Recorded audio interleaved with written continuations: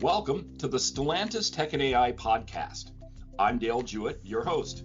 And in this episode, we're going to talk about powering future electrified vehicles with two very special guests, Anne Laliron, who is the Senior Vice President for Tech Research at Stellantis, and Siyu Huang, who is founder and CEO at Factorial Energy, a company that's dedicated to the development of solid-state batteries. Thank you both for being with me today. Thank you, Dale. Thank you, Dan. Great. Thank you for the invite. Yeah. You're welcome. So when it comes to electric vehicles, then there's been a lot of conversation about electric vehicles over the last few years. It really falls into two buckets: battery technology and recharging infrastructure. I don't have anything to talk about for recharging infrastructure today, but I know both of you have a lot to say about battery technology for not only BEVs, but I think electrified vehicles in the future. And I'm old enough to realize, or have been around to say, vehicles and batteries. Well, I'm aware of 12-volt technology. I'm aware of, for a long time, when people used to just carry a set of jumper cables in their car because that technology wasn't so great. I've had to change batteries in cars before, and it doesn't, you don't do that very often before you realize that, at least with, conventional lead acid batteries that are in vehicles today, that there's a lot of weight in a small amount of space. The work that Stellantis is doing with Factorial is completely 180 degrees opposite from that, and a big change. So I'd love to start this conversation for people who don't understand about why the work we're doing is so important in the future. And Siyu, can we start by just explaining what exactly are solid-state batteries and what sets them apart from the lithium-ion batteries that most EVs use today? Yes, Dale. I can start with coming back to the BEVs and electrical vehicle or electrified vehicle, as you already mentioned it. We are still at the beginning of this journey for automotive industry, and there is still a lot of things to do in order to improve affordability and sustainability of cars and to work really to offer the best experience to our customers. We have made already significant steps, but there is still many to come, and that's what is exciting, by the way.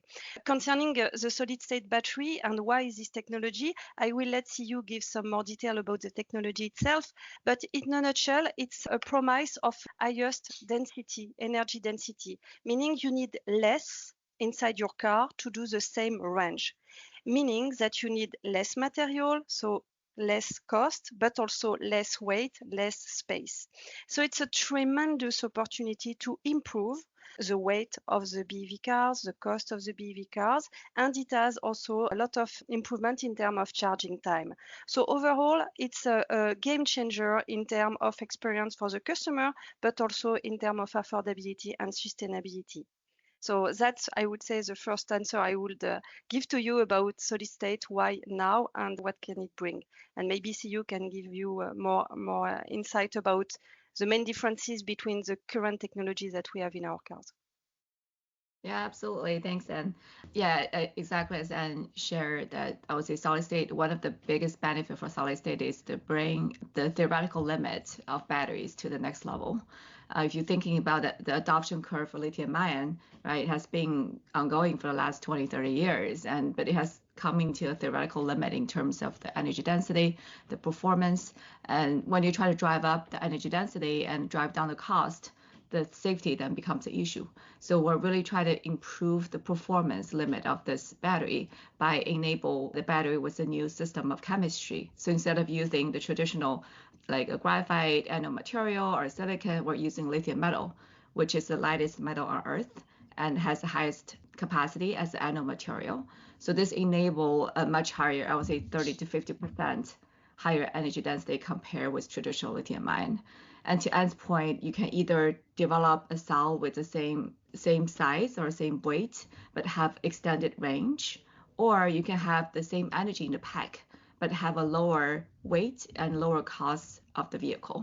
So I think that's really something the solid state will be able to unlock, where lithium ion is not able to at this point. Okay. So curious, I'm curious, is solid state technology a brand new technology, or does this happen to be a technology that's been around for a while, but we are finding a new way to employ it?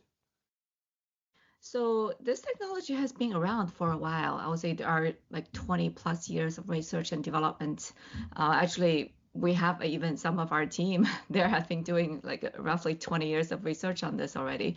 And I think the challenge for solid state battery historically is because just lithium ion has been industrialized very early on and has been like driven with a lot of improvements on the liquid electrolyte side, and there just hasn't been a need for solid state until recently because with the development of LLP, development of NMC, and there has been quite a big market drive for the EV market overall, right? And there was a big inflection point about 5-6 years ago for the EV adoption. And now I think after the first curve of adoption, especially with the mass market started to get used to it, and there seemed to be another bottleneck right now for the next adoption curve. That's why we think this is a great opportunity for the solid state to shine. And I'll leave it to Anne also to share a little bit of her perspective as user case to see if there's anything else to add. Yes, thank you, Siyu. Indeed, we have made a tremendous improvement also on existing chemistry, and we still do on NMC, LFP, and so on. And for everyone to understand, designing and validating new chemistry is absolutely not a walk in the park. It generates many iterations before finding the good recipe, matching all the KPIs that we have. And there are many performances, but also cost, quality, durability, scalability, and capacity to process it, capacity to manufacture it with a very good level of quality. So as mentioned by Siyu, it's a long process in order to get access to those new chemistry and to validate them.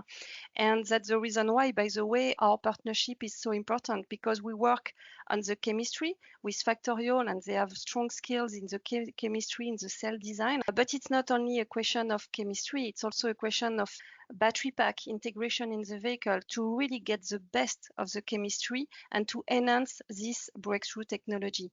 So that's where our partnership is really, I would say, productive, is the fact that we look at it as a whole in order to get the best of the chemistry and to validate it in all the areas.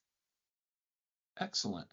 So, Anne, you've mentioned our partnership with Factorial, and we've recently announced that our companies have reached an important milestone in this project that we're working on. Let's take a moment. Can you tell me what are we trying to obtain with this partnership with Factorial Energy, and how are we going about that? So the point is really to come from cell design at the lab level to something that is industrial and scalable.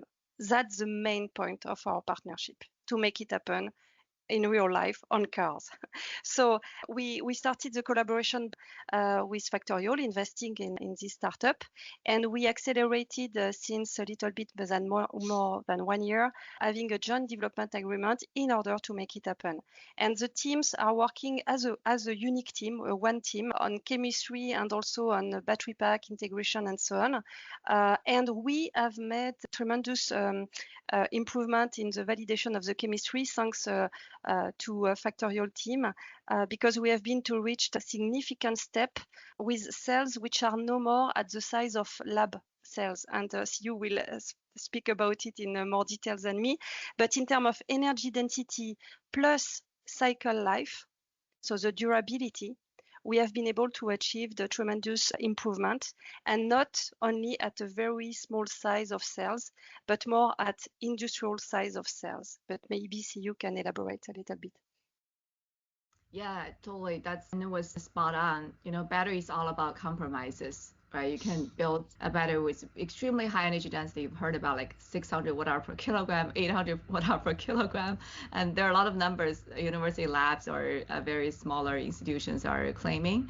However, if you wanted to build a bigger cell, as I said, like with 100 amp hour cell, when we launched that 2 years ago with Stellantis in CES, everyone was thrilled to see even there is a cell just being built, right? It's not only just the high energy density, but with good cycle life, with good charging, discharge capabilities, and an operating window.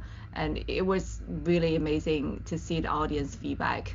And when we had a presentation about a year ago in one of the major conference called AABC, we shared like the first 100 cycle, because at that time we could only cycle to 100 cycles, and even the audience was thrilled. They said like even 25 cycles is unprecedented in the industry. Yeah, no matter how much you claim in the smaller cell side, unless you can like really scale it to a vehicle automotive size, which is typically at least 40 amp hour up to like 100 plus amp hour cells, and that really become a meaningful product. So I think that's something we're really excited to see, the evolution of this technology. When we started with Stellantis, it was really the small cell on the development, and then we're moving to like a 20 amp hour in a 2022-ish timeframe. And it was a lot of like production hell at that time we have to go through. And eventually we're able to get to like 100 amp hour, and we were the first one that passed the UN 38.3 testing. So that was also a really important technical milestone we achieved. So I think with all this history that we're really excited to have a supportive partner like Stellantis to really pave the way for the success together. So Siyu, does Automotive present some unique challenges in integrating your solid-state battery technology? Yeah, I would say the nature challenge for Automotive is just really long timeline for adoption. Typically for smaller applications, it takes like a few months of time or a year. Automotive, at least 3 to 4 years of timeline. So it was really challenging for a smaller company in perspective, and it's a really big barrier to entry in this market. We've been very lucky working with Stellantis for such a long time, and for the company's internal development, it's been more than 10 years of research and development to get to this point today. And I would say it's definitely not coming without challenges when it even comes to the technical integration point of view. For solid state, usually there are various differences when it comes to integration. For example, when we started this product, we don't have much like cold temperature performance. It was actually really bad. Solid states, it's meant to be like more solid than liquid, and it's just more difficult because the form of this material is more difficult in terms of conductivity and lower temperature, especially we are using the polymer and liquid-based system. However, I think with the development we had in the last, I would say, 2 years, we're actually not only using our internal research development on the electrolyte, but we're utilizing an AI-driven tool with a digital twin to really like accelerate the development of the electrolyte. And that was able to yield us with really good low temperature performing electrolyte additive that will be able to improve the performance at low temperature performance. And that's something we never thought it was a problem when we're having other user cases. But for Automotive, and especially for Stellantis, that was a big hurdle for us to climb. But we're really glad that after like almost a year of time that we actually were able to come up with a new type of electrolyte and get it working. Yeah, indeed. What is really interesting in the recent result that we get with Factorial is the fact that we can also achieve those cold temperature, and we have a very good improvement in that space. And to come back to your question, Dale, I think automotive industry is one of the most demanding industry. That's the reason why we love it, by the way, because we have many challenges to overcome and constraints and so on, due to the fact that we are putting on the road a vehicle which is used by everyone. I mean, it's day-to-day usage that people are having with the car. It has to be mainstream, it has to be affordable, it has to be reliable. We keep our car for more than 10, 15, even 20 years. So how to ensure that we have the best technology with quality, cost, durability at any temperature condition and so on, with the best charging time. So that's really the challenge that we address with Factorial, with solid states. But again, it's we have to validate all the elements, and it puts a lot of constraints on the chemistry. But what is really nice is that we see with the hard work that has been done that we find a way step by step to get to this point. And I agree with you 100%. The automotive environment is probably one of the harshest environments that anybody has to engineer to, because you've mentioned huge temperature swings. Here in the Detroit area where I live, it gets very, very cold in the middle of winter. I have family that lives in the Southwest United States, or we in the deserts where temperatures get very, very hot, and people expect their vehicles to work flawlessly in every one of those environments and in between. So I don't underestimate the challenge that either of you are facing. And we're using a demonstration project, and we're using our Stella Large platform for this particular demonstration project. Are there reasons that we chose the Stella Large platform? Yes, indeed, we said that the weight is a key element for electrical vehicle, and the weight of chemistry today, or the weight of battery, is a big part of the weight of the car. So when we speak about large vehicles that will also, in terms of usage and user experience, will need range in terms of autonomy, the size of the battery and the weight of the battery is absolutely a key element. So by using technologies such as solid state, which increase the energy density, we can decrease significantly the weight of the car. So it's even better when we are speaking about large cars and with a long range to have this kind of technology, because it can be completely game changer in terms of the weight reduction, weight optimization. And weight, as a system thinking approach, is part of the efficiency of the vehicle, it's part of the consumption of the vehicle. So it's not only at the chemistry and battery level that we have to look at it, but at the system level. When you integrate a chemistry which is more dense with a better energy density, you can reduce the weight, probably the size of the pack. You can then have a different architecture of your vehicle in order to reduce also impact on the overall weight of the vehicle. You could also work on a different shape in order to improve the aerodynamics because you have saved space. So again and again, it's a virtual circle to improve the efficiency and overall the weight, the consumption, and the range of the car. Okay. Siyu, I know I said we wouldn't talk about recharging infrastructure, but I'm curious because I know one concern that many consumers have about potentially making a switch from internal combustion to electrified vehicle propulsion is charging times. Today, you can go to a petrol station and refill your tank in about 10 minutes and be back on the road. How is the partnership, how is Factorial Energy addressing issues like recharging times with your technology? Yeah, so that's a definitely really important point. I think fast charging is something that the industry has been demanding, especially from consumer side. And I think typically like traditional solid state batteries really difficult for fast charge because again, like the solid nature of the product. By utilizing a quasi solid state battery, we're able to enable the fast charging from like 15 to 90% in 18 minutes. And even like with a say 20 to 80, sometimes even like below 15 minutes. So like, it's not only at a small cell, we have achieved that at big cell level as well. And this is room temperature, you don't need like heating up or anything of that. So I think it's actually delivered to a very similar type of charging speed compared to lithium ion. However, when you're thinking about the energy density, because we have additional like 20, 30%, up to 50% energy density, then actually you have more mileage when it comes to charge. So even with the same second of charge, and you got more like 20, 30% of mileage when you're charging. So I say that's definitely something important that we're focused on. And also we do have developed with our AI-based digital twin platform, a proprietary fast charging algorithm for solid state batteries. So this will further be able to enable the fast charging capabilities in the long run. And you know, it's again a question of system thinking at vehicle level, because at the battery pack level, we can also make all the conditions for the chemistry to be at ease at the good temperature and so on with thermal management. And playing with the battery pack, the thermal management, the vehicle integration, we can enhance also the charging time and again get the best of the chemistry. So that's again a win-win partnership because we can work on those topics, not looking only at the chemistry, but also looking at the integration and everything that will enhance the chemistry. Okay. So I guess where do we go from here?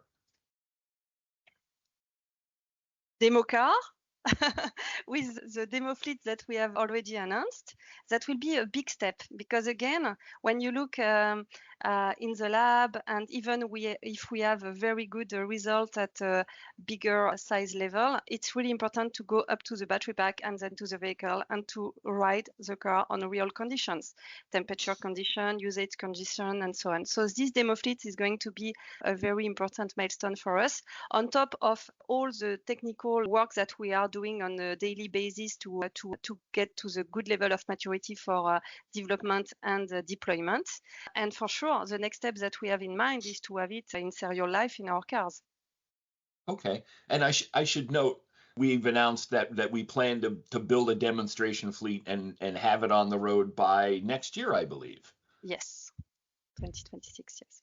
Stellantis engineers and Factorial engineers, are they working side by side in the same place? Do we go back and forth? How is the collaboration working? Yeah, so we definitely have a lot of collaboration and ongoing communications. We have folks in Detroit adjacent area, and also Stellantis folks often come here to visit us as well. And I think in the last 2 years, most of the effort is to really ramp up the cell manufacturing, engineering, and the pilot process. And I think the next stage is actually going to be critical with the even more intimate collaboration with each other, because it's coming to the module pack and then the first car and then the first fleet. So I'm sure we'll send more of our engineers to Detroit, and also Stellantis will probably have more people to come here to also take more resources in terms of internal integration and all this like effort in terms of the cell packaging, etc. So I think that's definitely going to be a really exciting moment to see a close collaboration from both parties, and we're really excited to see this actually become a real product. Okay. And Siyu, I failed to ask earlier. The technology, the cells that you're collaborating and helping create for Stellantis, these are unique to Factorial Energy. Are they unique to the industry? And are they using some brand new materials, or are the materials for what we're trying to do relatively abundant? Yeah, so we're using a polymer-based system with a liquid electrolyte. So we call it quasi-solid state battery. And as I mentioned earlier, we're using lithium metal in the anode instead of graphite or silicon as traditional lithium-ion batteries. So the system is quite unique in the industry. I would say there are definitely a lot of solid-state players in the market, but for the company with validation from global OEM and also with this capability to build the size of the cell to the stage, we're the only one in the market at this point. And I think in a day, like there are a lot of unique technology we have been developing over the last 10 years, but we do think this is a great opportunity for us to work with Stellantis to really bring this technology to the next level. And this is a technology that you could manufacture wherever we needed you to do that? Yeah, I mean, it's definitely a really hot topic right now in terms of the manufacturing, but I think as a US company, we're really excited to explore opportunities to continue investing in the US. Excellent. And one final question, or one final question for me, for you, Siyu. Tell me the Factorial Energy story. How did this company get started? Oh, that's a long time ago, actually. So I was trained as a chemist. I got my PhD in chemistry from Cornell. I started the first company in the battery material manufacturing. When I was in the business school after the PhD, I actually ramped it up and sold my first company. And this is the second startup. We started incubating back in 2015-ish time, and we brought it out of stealth in 2021 with the first 40 amp hour solid state battery. And then in 2022, we got investment from Stellantis. At that time was collab with another OEM. Together was a 200 million round. It was really exciting moment for us to start this journey together. But I think with the credibility and a lot of firsts in the market, we have been very proud that we're able to launch the first solid state battery for the automotive side. We're able to launch the first 100 amp hour cell with Stellantis together. We're able to get to the first UN 38.3 certification with the large format lithium metal cell. We launched the first B sample to the automotive OEM. We had the first demo car, and we're launching also the first demo fleet in the industry. So with this track record being the first, we're really excited to continue our journey with Stellantis to push the envelope for technology and also be the first for a lot of other future activities. Perfect. Thank you, Siyu. So, Anne, I'm a little envious of your position. You sit there and you have a view of the entire technology field. I'm sure you're very excited with the work that we're doing with Factorial Energy. How do you choose amongst all these different technologies to direct our focus? I mean, what is really driving us within tech research is really to work on mobility which is more affordable and sustainable. So reducing carbon footprint, reducing impact on the environment, and also use of material, and at the same time reduce significantly the cost in order to offer affordable solution to our customers. And where do we have to act? For sure, when it comes to electrified vehicles, the battery is a key element of it. So there is no doubt that we need to work on the battery chemistry. And as solid state has this energy density that can be really, really a game changer, it's a way really to reduce the need of material. So material scarcity exposure reduction, reduction of the cost, and at the same time, reduction of the weight. So it's completely aligned with our strategy, which is to offer to our customers affordable and sustainable electrified mobility. Perfect.